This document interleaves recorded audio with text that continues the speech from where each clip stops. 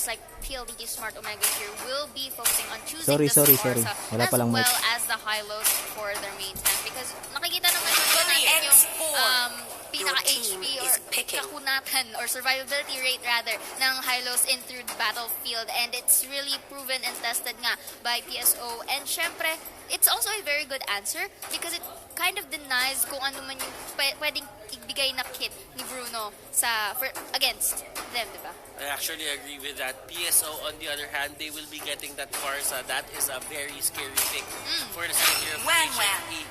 1-1 and the Forza. Probably the two best heroes na meron tayo sa meta ngayon. Yes. PSO got it, pero sabi ni Doggy dito, medyo kailangan natin take a step back and look at the bigger picture. Ano nga ba yung kailangan natin gawin pa dito para kung makuha man nila yung dalawa na pinakamalakas sa hero, paano natin sila i-shutdown with this one ba na meron tayo? Yes, definitely. And syempre, there's also, it's like a double-edged sword if taking this Forza and Blind right here. Kasi you have to take note na parehas silang squishy heroes. So if ever Happy Feet Empress was able to contain or let's say sandwich them onto when it comes to execution ng ating team clashes, it would be onto their favor. But again, they will be banning out this Cho para sa kanilang side because they still know what this Cho can do against their overall draft. I'm still expecting probably another frontliner for the side of PSO.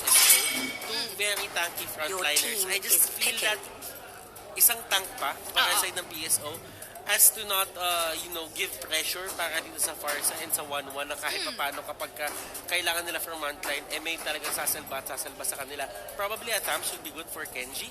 Not really seeing Kenji dito going for another core hero that really specializes on damage. Kasi parang medyo overkill na kapag gano'n na ngayon nangyayari. Yes, I will agree with you on that kasi they really have to complete the package na kagaya na sabi mo, no? Kasi hindi naman maganda na they would focus more on damages but they lack the support that they need. And this is a good pick, syempre, for the side of PSO choosing that Lolita, so they will be having a double tank composition right here. Pero alam mo dito sila Master Energy, medyo si Doogie, si Master Van. Pero I like this pick. This pick is good for the side of HFE. I just need that a certain amount of control na magagawa niya sa Forza, lalo na kapag madaming balls doon and the glue can actually eat away on the Forza. It will force the Forza to get away. Kapag napwersa nila ng ganun yun, Forza, kailangan niya uli maghanap ng pwesto na safe siya. Kasi for sure, kapag umalis ang Forza, hakabulin yan. And you have to take note, it takes time to find that position and to actually have your cooldown reduced para sa side ng Forza ng PSO dito. So they really have to be wary for that Lilia pick for the side of HFE.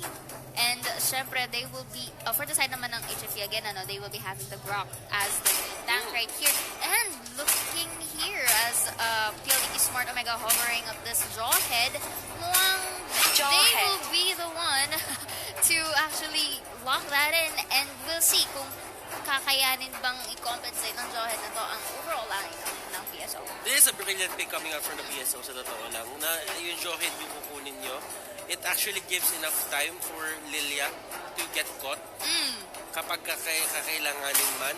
And Daniel dito hindi siya makakatakas dyan kapag talaga siya yung sa kanya nag-charge. But on the other hand kasi, it's all about controlling yung mga cores ng kalaban mo dito for the side of, what do you call this, HFE. You just need to take account for the Forza, you need to take account for the 1-1. Kasi kapag lang yung unang dalawang natanggal, laging mafu-force to go back dito yung PSO. Pero, sa sinasabi kong yun, hindi ganun kadali yun for HFE. Just looking at the 3 utilities na meron sila dito and yung 3 tanky heroes na pinili nila, especially with the Lolita pa, yung Luminous Blast, there is always 5 seconds till the enemy reaches the battlefield. Pagka masyado kayo nag-overextend, hindi pinansig yung Lolita. Tama, and of course, more to that we will be seeing as game number 1 of our second match between Happy Feet Emperors and Pldt Smart Omega will commence right now shortly, and going to this mukhang mag-aabag sila ng maaga dito for the side of PSO onto the middle side. Pero syempre, going aggressive here as they will be showing the first wave of minions against PSO. And of course, alam nila na wala dun yung members and they will be just focusing on getting the ball. Hayes and the others dito, Haji, they're just trying to get their own buff. Pero sabi nila, Daniel, we still want your buff. Kami ang kukuha niyan. Vern dito, they're just really trying to go for control.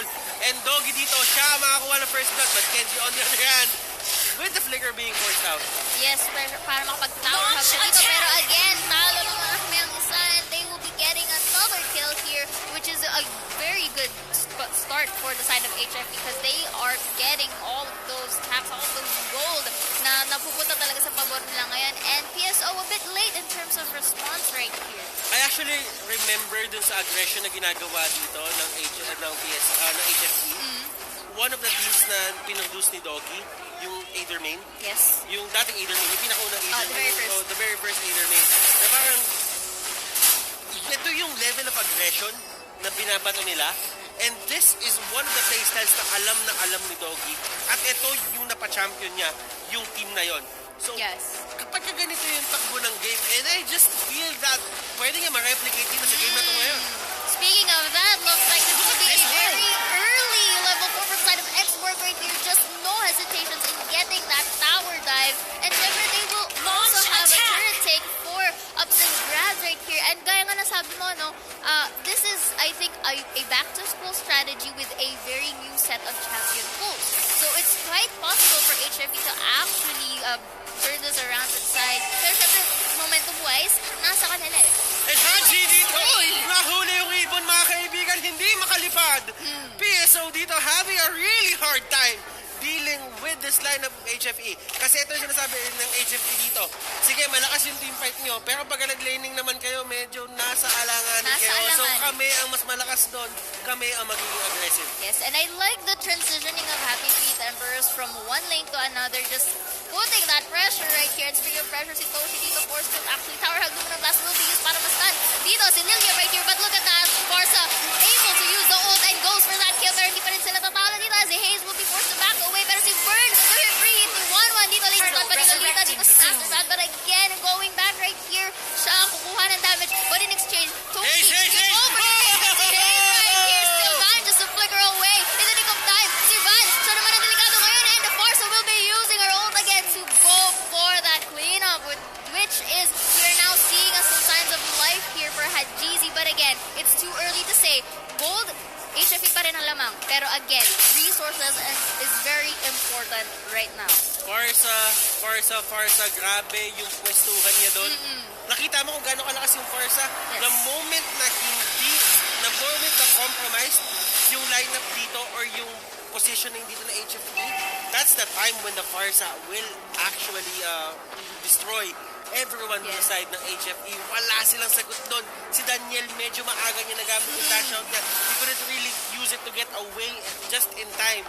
And that costed them that certain skirmish. They really used that mispositioning of the side of HF to their potential. And si Doggy nakita mo naman was forced to use that black shoes just to go away to safety. And of course, we gain a bit of help right here. Actually, full help nga naman dito. Pero si Toshi still, siya pa rin tinutugiwan sa taas. But it's no matter because looks like he didn't have easy. Luminon blast, walang makuha. But it's okay right here because Doggy and Vern, sila tinatry nila i-show away dito yung dalawa dito sa side ng ating PSO. Again, going from the jungle side to the top. Let's see kung meron ba magkakaroon tayo ng pick-up.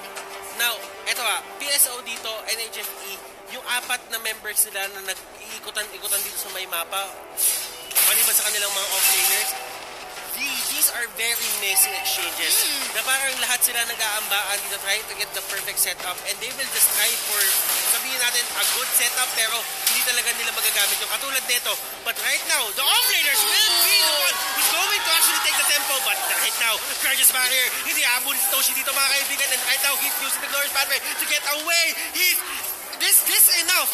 Is this enough to get you away from danger? And it will be enough. Haji Z just using his skills. At yung ibon mga kaibigan, out of bounds! Out of bounds! Out of bounds! Oh! Balaya dito pero syempre X-Borg makakuha pa rin ng kill para sa sarili niya. And again, going back to what you said, that was a beautiful wild card na for Van right there, engaging the team fight and making a very good aggressive play for the side of Happy Feet Emperors. And syempre, they have to take it slow in terms of taking the objectives because it's quite risky if they would go for it with half health. Alam mo, ito na nga sinasabi natin, kung basketball to, yung ginawa ni Haji, lumipat na yung bola doon sa kabilang team. Pero sa kasamahang palad kasi para sa side ng HFE, hindi kasi basketball to. Hindi. So, ibig sabihin, HFE dito, they really need to keep the pressure going. 2 turrets are down for the side of PSO. They just need to take that 1 turret onto the middle lane. Just to secure their map, secure yung map nila dito. Yes. Habang nasa early game pa sila. Tama ka dyan. Pero syempre, nakikita natin ngayon na talagang magkakasama ang mga members ng Happy Feet Emperors right here. And they don't really want to engage in a 1v1 or 1v2 fights because they know it's going to be risky onto their overall draft. Pero going back si Daniel dito, tamang kuha lang na resources. Last time dito with denying that Luminar's last right here. But again, Drive will be shutting down that Lilia as they corner out one of the core damages of Happy Feet Emperors, and syempre they will be forced to disengage because they cannot afford another loss. But speaking of another loss, RJ will be using his override here, pero syempre sakto yung kanyang unat para Daniel! Daniel from the backlines will be trying to get the heat and had Jeezy right here, pero buti na kanina doon, of course, so was predicted by the Bruno right here, at syempre si Daniel will be forced to back away. Heat dito na trying to get the jump as fast as possible. It's going to be a very messy fight right here, Butters. Grabe yung ginagawa ni Daniel dito. Ang dami niyang crossover na ginawa. Si Ronaldinho, si Messi, lahat na ng football player na magagaling sumabi sa kanya dito, mga kaibigan. But still, it is what it is. HFE dito, they really did their homework. Yes. Ang dami nila pinapakita kakaiba dito. Daniel with the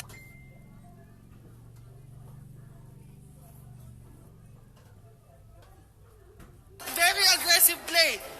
Wala akong masabi doon. Yes, and it was a very predicted outcome talaga for Daniel right here. Alam niya kung kailan talaga magbabako yung Forza and really chose to use that to his advantage, and it's demonstrated very well right here for the side of HFE. Grabe. Yun yung mga oras na kala mo okay ka na tapos biglang sinipa ka pa uli. Parang ikaw na yung mismo naghahabol ha. Ikaw na yung mismo naghahabol. Pero may mga times talaga na kapag kayo kalaban mo, alam niya na yung setup ng kanyang damage output, alam niya yung capabilities niya, talagang mabahid na talagang kukunin niya yung kill. It was a very good calculation in terms of talagang in Bruno play right here. Pero going back, Kenji and Rene J dito mag-1v1 dito sa ating baba. Let's see, the card will be used right here. And of course, the export makakukuha nito ng members dito. Silas will be getting that down to the ring of punishment. Pero syempre, more members of HFE to the rescue ring dito. Si Hajizi again going back to safety. Going back, Valier will be taking a kill of his own, but this is not going to be enough though for the side of PSO. Pero tignan mo naman sa top side, Butters, they will be trying to get that split push right here. Pero syempre, to what cost had easy win. Lubricofeld still manages to go away, pero Bruno with that turn. Ito na naman tayo sa mga ganitong setup, mga kaibigan, sa may taas. Tumutulak, mga kaibigan, si 1-1 at si Lolita. And this is one of the things. And that is going to be the arrival. That is one of the things. Kailangan nila gawin. W yung Ops! Okay lang yan! Okay lang yan! Okay lang yan! Tamang init! Tamang init! Tamang init! Tamang init! Sa sobrang galing ng bawat team dito, kahit yung Ops, naligaw! Na-confuse din ang ating Ops. Na-suspense at hindi natin nakita kung ano ang nangyari kanina, pero okay lang yan. Going back here, the top turret of Happy Feet Emperors is exposed. It was a very good split push for the side of PSO, but again, up to what cost, Butters? Because again, looking at the gold cap right here, nakakalamang pa rin ang Happy Feet Emperors, but we will see. The Lord is already spawned. Resources are being taken to and fro. So, tingnan natin kung anong klaseng teamfight nga ba mangyayari. Alam mo, kanina ganito din yung laban ng BRE tsaka ng CUW. Yung gold difference didn't really matter kasi may mga times na talagang dahil lang sa isang push o dalawang push o dahil sa isang mistake, talaga natatapos yung buong laro. So, Yes. I wouldn't really say that HFE has a hold of this game na dahil sila yung lamang ngayon in terms of kills, in terms of gold. Pero you have to take into consideration na split push na sila ng PSO dito with the Lolita and the 1-1. Magbigay pa sila ng isang ganung opening, open na yung basing doon ng kalaban. Yes, and of course that which will take into account na for the side of Happy Feet Emperors, talagang iwasan na nila mangyari yun. And of course, kakakita lang natin kanina, no, Van forces to use his wild charge para hindi na siya ma-set up doon sa ating 4-man lineup ng Pldt Smart Omega onto that jungle side where syempre eyes on the prize, both teams are eyeing out on the Lord side where the Doggy right here forced again to use the Black Boost para magkaroon siya na help, pero si Hiki Tao magtataka yes, use with the glorious pathway here, ladies and gents, 1-1 for that free hit, and the Lolita though going for that slam with a kill of his own, Mercy Bird may ipit dito, but again, Hajizi with a good position to shove him away, and ladies and gents, numbers didn't matter for the side of Pldt Smart Omega as they take this Lord, and hindi pa sila magpapatumpik, will be taking at the middle turret anytime soon on their own. PSO, they are taking down the Lord. HFE, may answer ba kayo? Merong last insanity dito. Si Master Energy, he can go actually go for the steal. And Bird dito will be the next target. Toshi dito will get that shut down. Killing spree para sa kanya. The Lord is gonna go down at the hands of PSO. My goodness. This is a back and forth. Pero right now, masasabi ko na yung map control nasa side ng PSO. Yes, I will agree with you on this one now, Butters, because we are now seeing some signs of a very online Pldt Smart Omega right here. Kumbaga, kanina medyo sila yung natatagdag, pero ngayon, sila na ngayon nakikita ng ating dominance in terms of map control at the same time in terms of objectives. HFE, ano nga ba yung naging deciding factor nila dito para matanggal nila or mawala sa kanila yung kalamangan dito sa game na to? I would say it was na-deny nila yung wild charge ni Van kanina.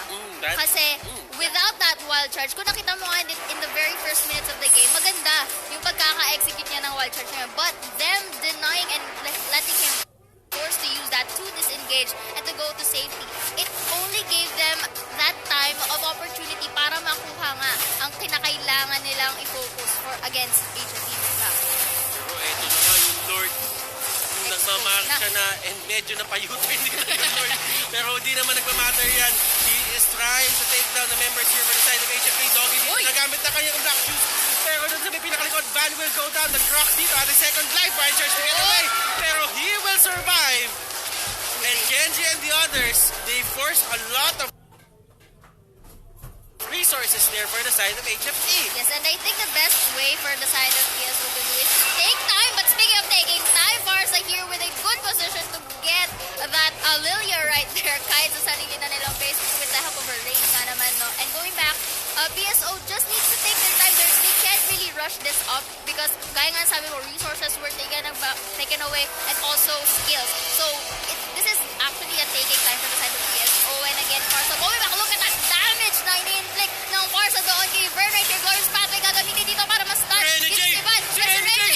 Gagamitin kanina. Ayan na, last insanity will be used again. Farsa good position para sa kanyang ult right here. But again, Daniel trying to eye out Hajizi. Pero up to this bus, 4 people going against the Bruno right here. Si Vern dito na-stun muli and 1-1. You're just taking the kills to and fro with that free hit. And ladies and gents, one with the ult onto that base. And you have to take time here. Mukhang tatapusin na nga ng Pldt Smart Omega. Wala na silang magawa dito kay Toshi. Nagwa-1-2 step. Alam niyo Toshi dito. 1-2 step. 1-2 step. Sumasayaw. Sumasayaw na nila dito. Nag-creep walk.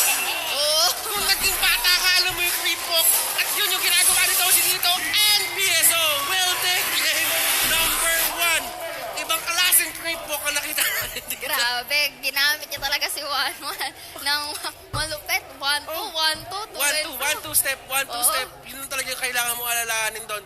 But right now, PSO, they're just showing us that they're still the best team here. And yeah, they're demonstrating it very well with a powerful game number 1. And sa totoo lang kung dating mga previous patches to na ganun yung performance ng HFE, they could have won that game. Yes. Pero kasi iba yung gold swing ngayon, iba yung jungle ngayon, at iba yung importance ngayon ng pagkakaroon ng magandang map awareness. Kasi sobrang daling mas split push ngayon on the map. So, Haji, see, this wasn't really the best performance in terms of Farsa, pero He was able to do he was his able job. to do his job. Oo. Yun lang talaga. I just feel that Toshi dito was really the one who actually Silent needed killer. the time. Silent killer Oo. talaga. Kumbaga actually pareho naman sila ni Haji na silent killer kasi hindi sa salita pareho masyado. Pero alam mo yon, si Haji talaga dito, he had difficulty dun sa early game. Yes, in Just to terms get- of positioning. the positioning kasi parang ang dali niya mahuli. Pero nung nag-get na nakuha na nila yung kanilang pacing, it wasn't really the Farsa's job to actually get the kills.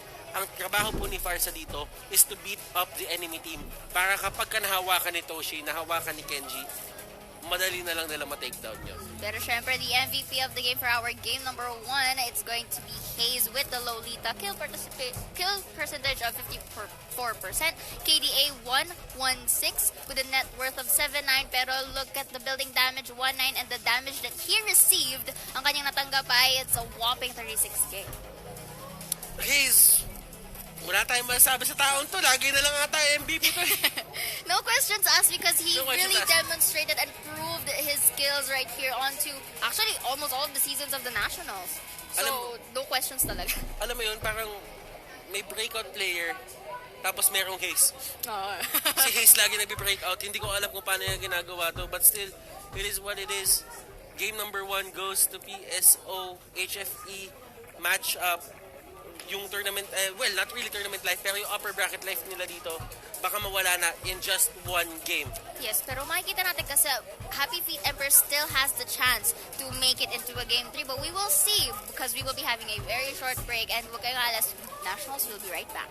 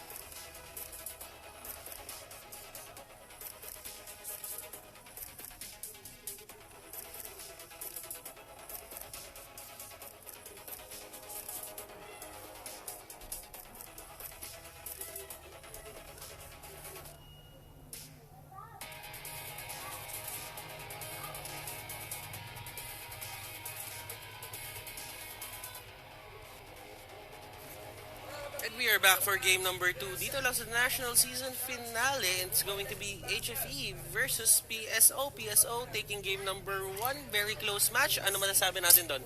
Well. Well, okay, well. Well, to me, we've seen both teams were both dominating. Pero syempre sa ibang time. With HFE, HFE was very dominating on the early phases of the game, but managed to table turn as PSO takes the lead onto the mid to late phases of the game. That wasn't actually a table turn. More like a table flip. Talagang table flip. Literal kasi na kung sa ibang dimensyon to nangyari to or sa ibang oras, ibang panahon, that could have been HFE's win. Yes. Not really taking anything away from them. They did great into the early game. It's just that this certain meta doesn't really need you to, win the early game just to get easy win. Kumbaga, magiging mas madali lang yung panalo. Pero it doesn't really require you to win the early game. Yeah. Not as much as the previous meta.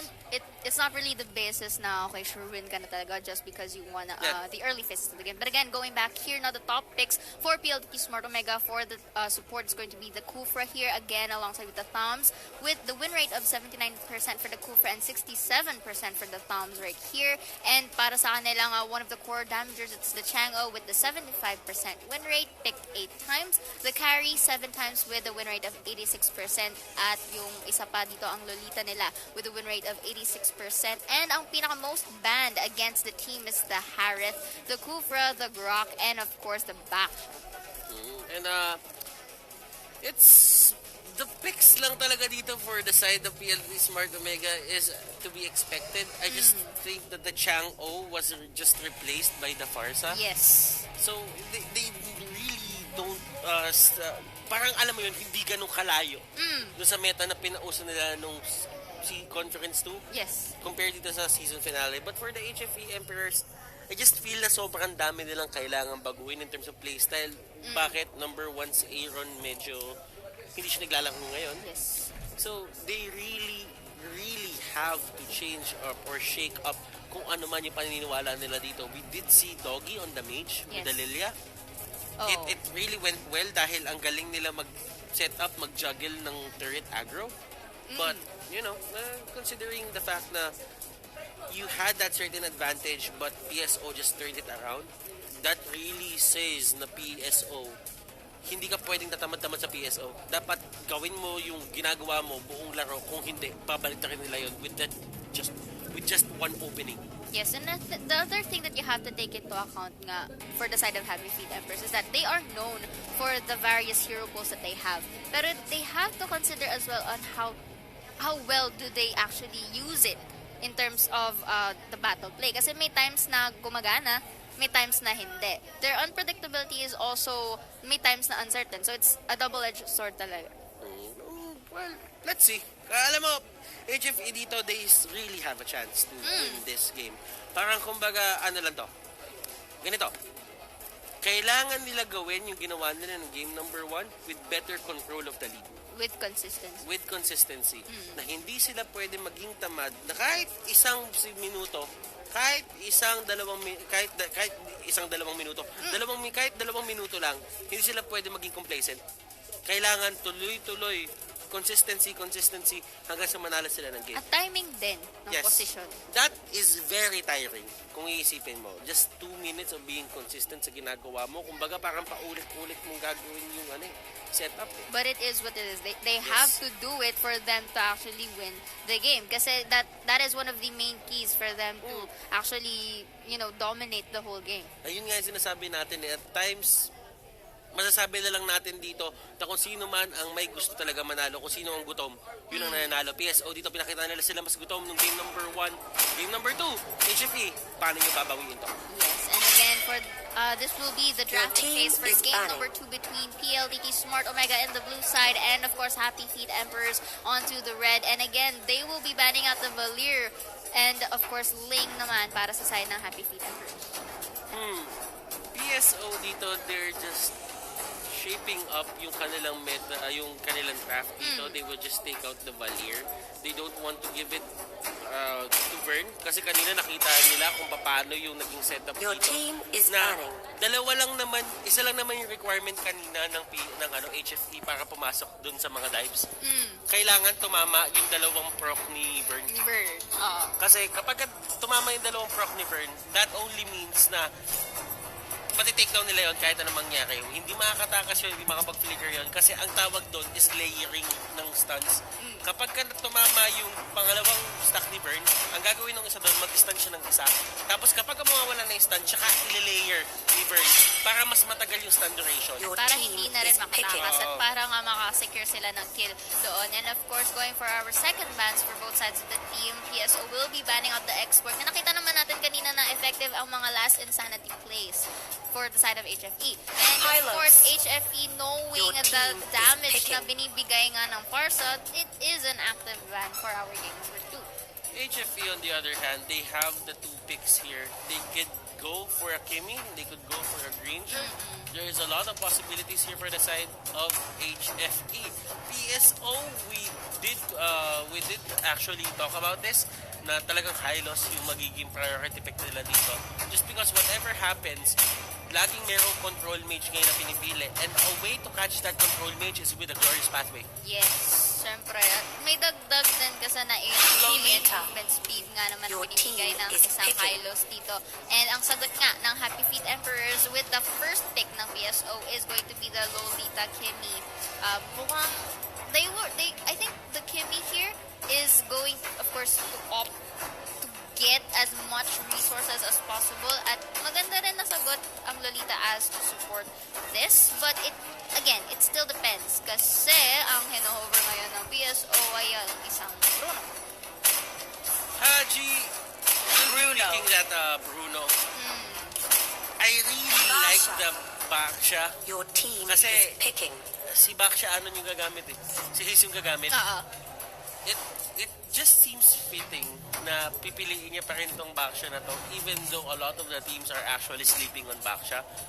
They really like the idea na mayroong Baksha dito. Because one of the things na dinadala ni Baksha sa game is the chase capability na meron siya. He can go to the backline ng madali na hindi siya kahit paano napipigilan ng basta-basta lang. And at the same time, kapag wala ka ng dash or wala kang flicker sa harap ng isang Baksha, Selena, Baksha has the capability to take your you down. team is banning. Yes. Oh, ganun siyang klase ng hero. Parang Very alam mo versatile. Yun, very versatile. Alam mo kung sino naaalala ko sa kanya? Sino? Noong mga una, si Kufra ganyan din nung una eh. Si Kufra, na kapag matalbugan ka ni Kufra at meron pa siya ng talon, sometimes it's enough to take you down eh. Ganun siya kalakas na hero. Pero kasi nawala na yung potential dito ni Kufra na ganun. So, lumipat ko kay Baksha. Your team is banning. But looking here for the third pick of Happy Feet Emperors, the Selena will be up for grabs right here. Looks like they will be focusing more on the early game potential ulit for the side of Happy Feet Emperors. And ang third ban ng PLDT Smart Omega is going to be that Diggy. Very interesting. Pero alam mo, ito na nga yung sinasabi natin dito. Na Selena is still on the side of HFE. HFE dito, they're on, sabihin na natin, position na parang ang ganda ng setup nila. Your Even though team Aaron is not picking. playing right now with this phenomenal Selena play nung conference number 2, I don't really think it matters kasi alam mo kung si Vern yung gagamit nito, I just feel that Vern right now is really strong. At saka parang consistent siya eh. Hindi ka natin siya makita na talaga magkakaroon talaga siya ng tanso na game.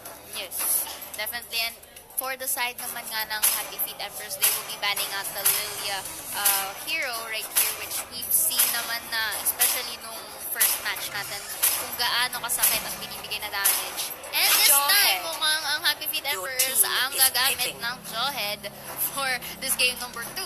So we will see kung... Well, to me, this Jawhead pick is good if performed well.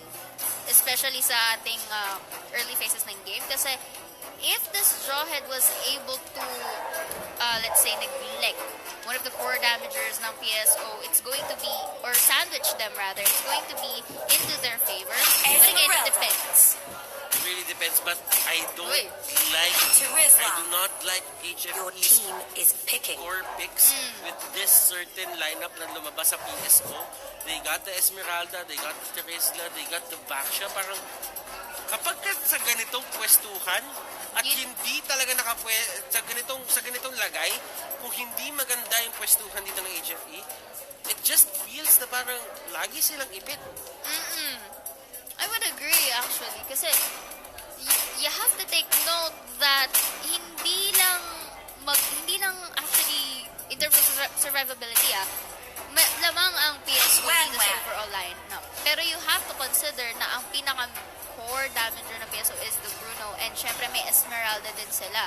They have, in short, PSO has a lot of crowd control that can actually deny kung ano man ang pwedeng initial strategy na ginagawa ng Happy Feet Emperors dito, which I think they plan on getting that early game dominance and slowly scaling through it. But maraming factors silang kailangan i-consider.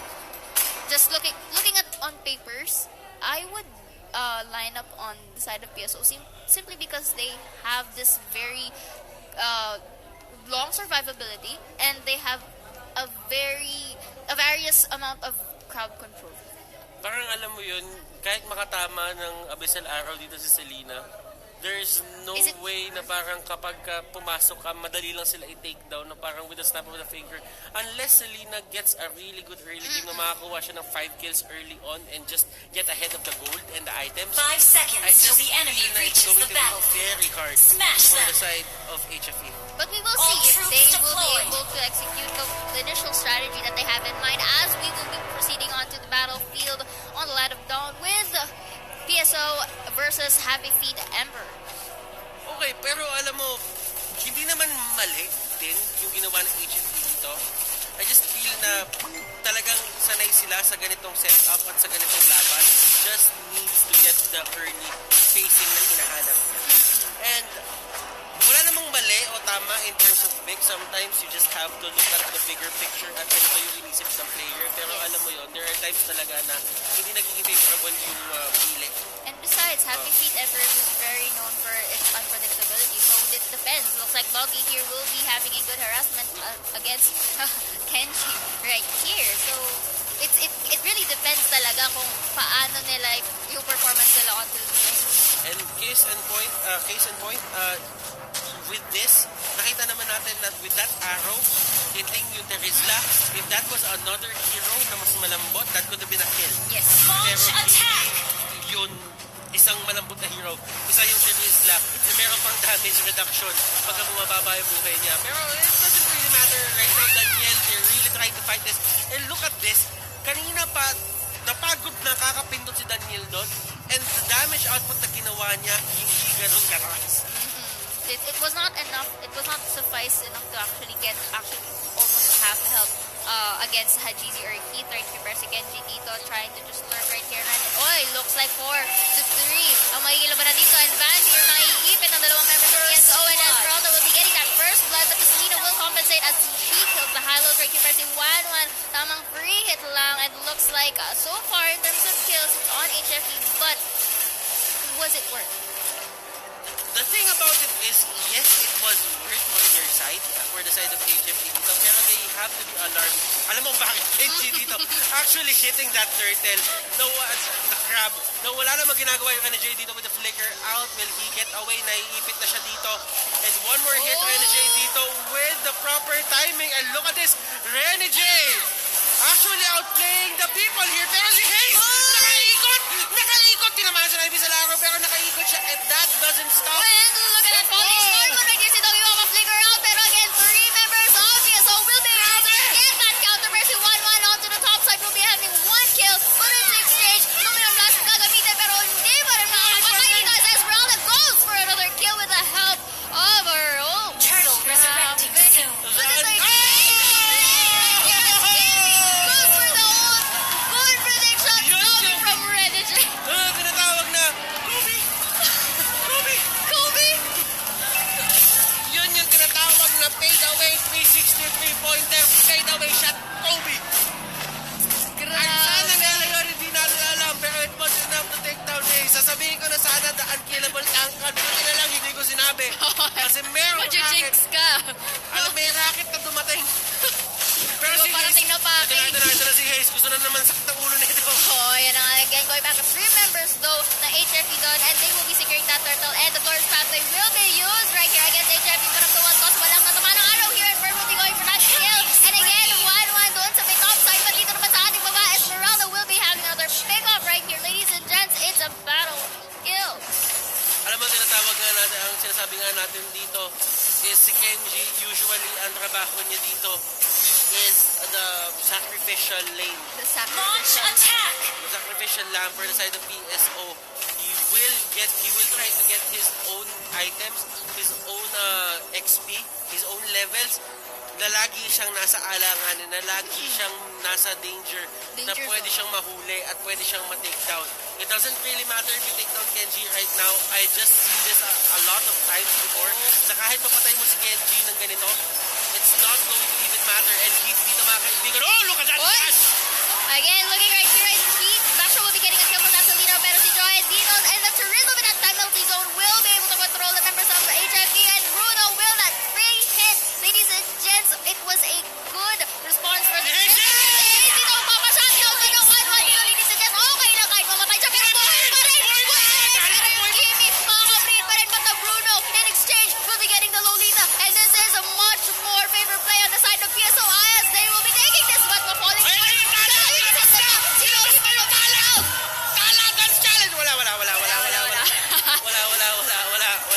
Wala muna kala dance challenge dito kasi na-short siya sa mana, pero it's okay, it was enough to disengage and to force the members of Happy Feet Emperors to back away dito, and syempre up for grabs for the side of PSO to take as much turret and resources as they can.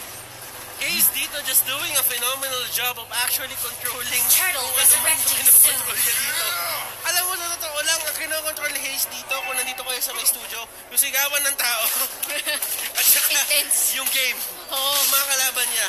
tayo And din it's the certain pacing na pinapakita ng PSO dito na it's really, sabihin natin, it's really mind-boggling na kung paano nila napapatakbo yung mga ganitong setup. Ito na nga sinasabi natin, Hayes was born to play ML. Kumbaga, second nature niya na itong paglalaro ng ML at a very high level. Yes. And it just shows na talagang alam niya kung ano ginagawa niya. Oo, and if you could really look closely dito, and taking that falling star was really used, podcast dito, a very clean skirmish fight right here, Mercy Burn. Mukhang mapapatower hug, but if the one calls, look at that damage target from Esmeralda with the help of the punishment. Dito din going out Highlas here, and the Bruno takes that cleanup.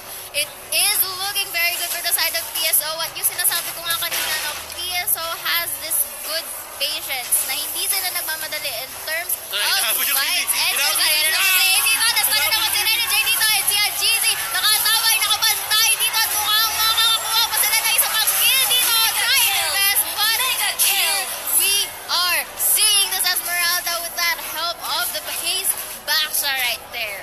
HFE dito, they're not really that hot in terms of getting a comeback. It is probably the first one-sided game at sinipa mga kaibigan ni Piryang husband. Dito, Do you like Messi? wala, do you like Messi? Wala, talagang nagkakapihitan na talaga tayo dito. Right now, Joehead is just trying to throw everything. Van dito, he's just trying to control, pero nagsisigawan na yung mga tao dito. Si Hayes, wala pa kaialam, nag-throwing siya mga kaibigan sa may lupa. Yun lang yung ginagawa niya.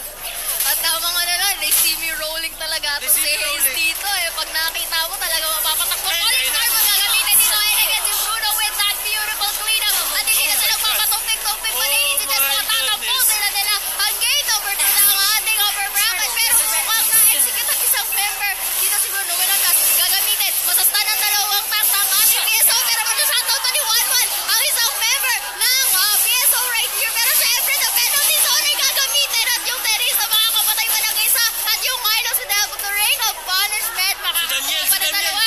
Si Daniel, mag-isa na lang dito. Sige, tutukin mo, Daniel. Oh, Hayes dito, just tagging it up. And Hayes dito nagkamali. Biting up for the Pikachu. Hayes will go down. And that is the kill going to the side of HFE. I don't know what's happening. They had a lot of time to get out of there. Things weren't really looking good on the other side. pero pinilit pa rin nila. It was a moment of mispositioning na tinake advantage ng Happy Feet Emerson. It was, let's say, it was enough time for them to defend their base right here. Pero syempre, this is going back to sa sinasabi ko kanina that PLDT Smart Omega is just taking time here. And look at the time, 8 minutes in, Toji with another objective right here.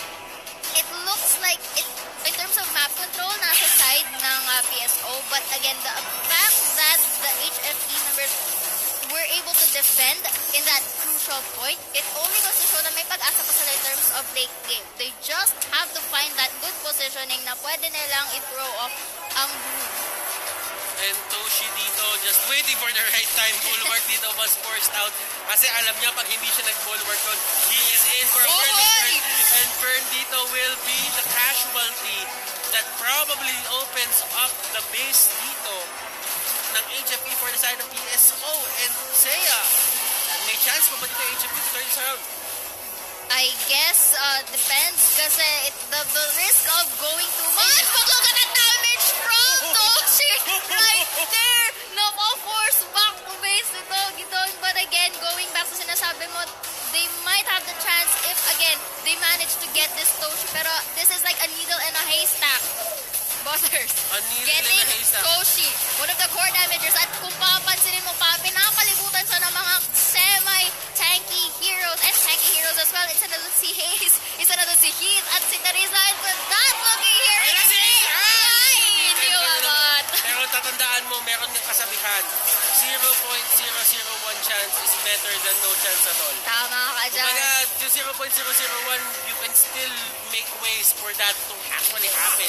Pero HFE dito, yun yung ginagawa nila. They're trying to make that happen. At kailangan nila mag-ingat dito kasi si GZ din nag-falling storm but still enough to go back to the race right here. Medyo messy ang skirmish fight si Daniel. Tama free hit lang dito kay Heath, but they have to be careful kasi konting mali lang ng HFE can be the final clash.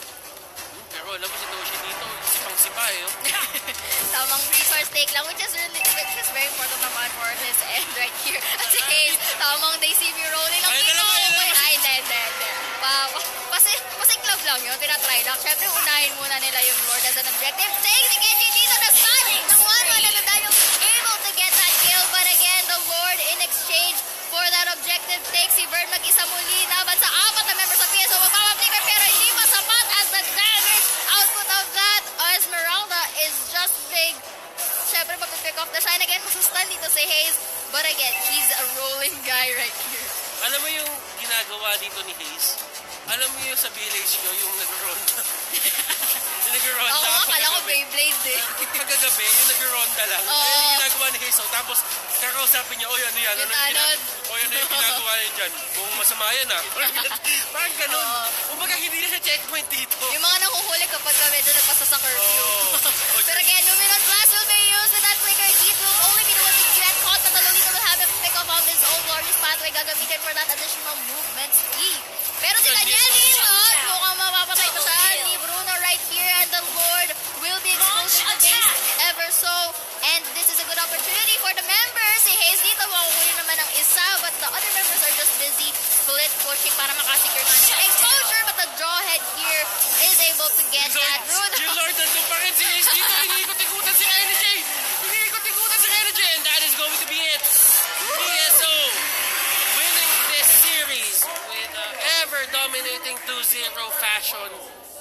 This is the PSO we know. This is the PSO you love. Yes. And wow, what a game, what a series. Definitely.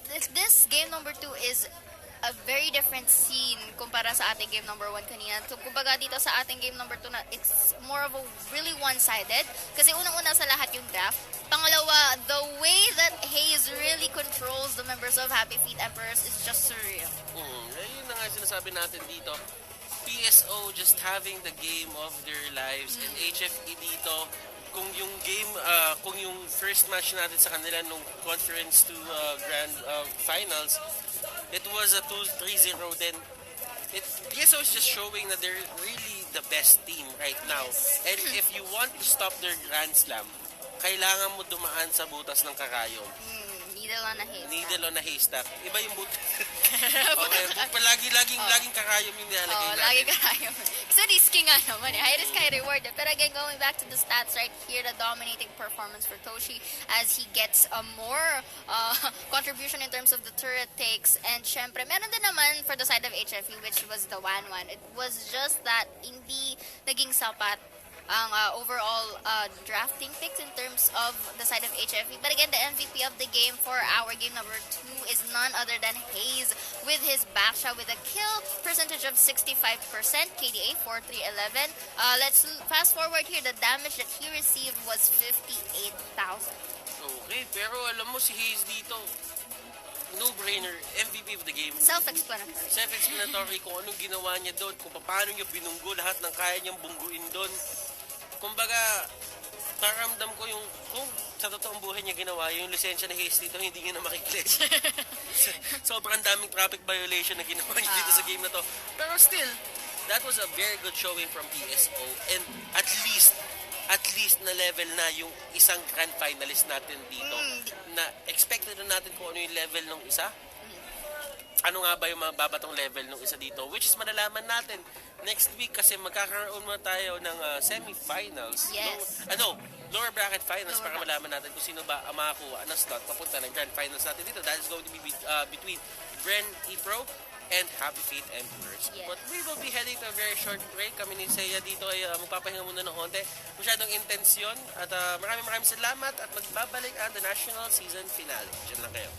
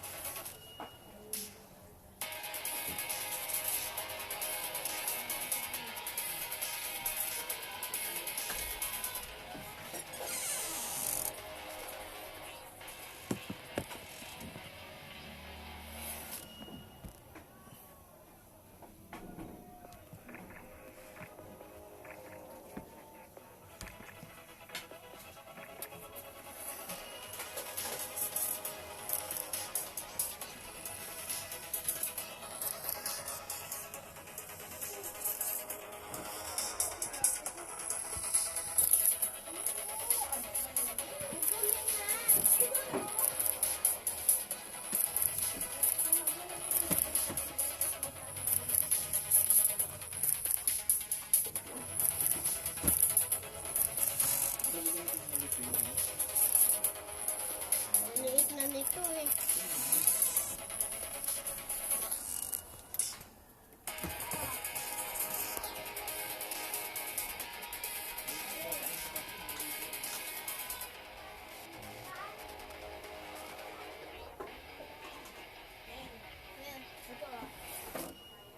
Labunan mo? Diba yan? Malinis yan. Malinis yan.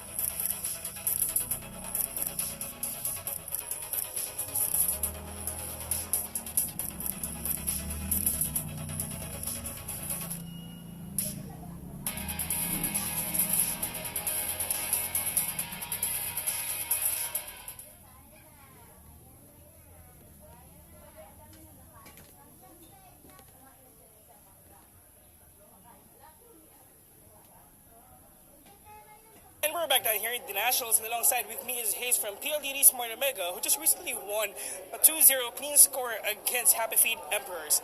Good evening. Good evening din po. Okay, first question is, what do you feel na nasa grand finals tayo ng season champions at knowing na you're gonna have a chance to get that back-to-back Grand Slam championships? Masaya po, tsaka parang feeling blessed ngayong 2020. Parang ganda po ng start namin. So, What are the things na gagawin niyo para makuha yung championships na yan?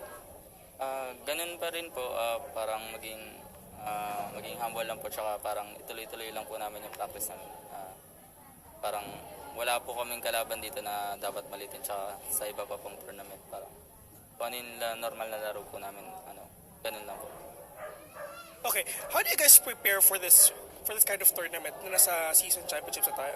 Season finals, rather. Sa totoo lang po, parang hindi pa po kami ganong nakapag-practice ngayon kasi may sakit po yung iba naming ka-teammates. Tapos, yun po, nagkulang po kami sa practice. Pero parang magandang tulong po kasi parang na-master na po namin. Na-master po namin yung mga basics, kaya parang ina-apply na lang po namin yun. Para, ina-apply na lang namin sa mga heroes po. Kaya madalas po na early ang kapila kasi parang feeling ko po kulang pa yung practice namin. Okay, if I'm gonna ask you, sino ang gusto nyo makatapat sa finals? Pldt Pro or Happy Feet Emperors? Wala po kaming gustong makatapat kasi parang yung dalawang team po na yun, bagong re-roster po, tapos parang lahat po yun malalakas. So, good luck na lang po sa amin. Okay, you told me na ang role mo is tank support. There's a lot of people out there na nanonood sa ating stream ngayon na wants to be like you. Can you give them good tips on how to be a great tank support player? Yung role ko kasi nasa sa baba ako na tank. So, ang kailangan na yung tank tank support, yung role ko, kailangan marami kang malaki yung hero pool mo kasi pabago-bago yung meta ngayon . So, tingin ko practice lang, tsaka pag mawawala yung communication sa kampe, iwasan yung sisihan kasi doon una nasisira yung team sa sisihan.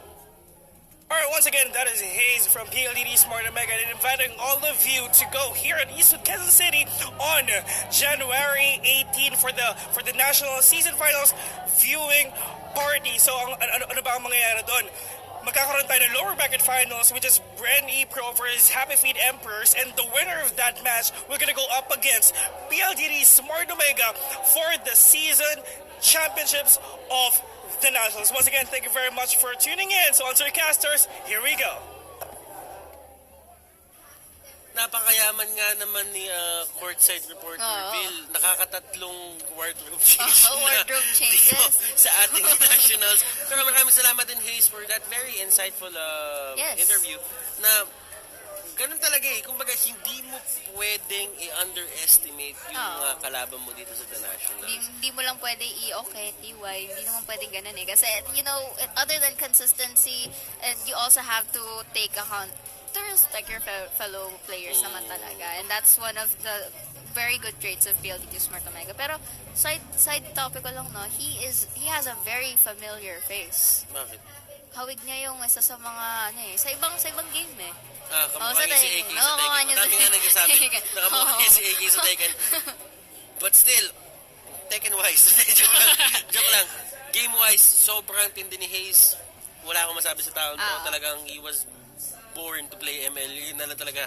Yes. Pero match schedule natin, it's going to be Saturday, January 18, 2020. Nasa 2020 na po tayo. Ngayon mo din ko nasabihin 2019.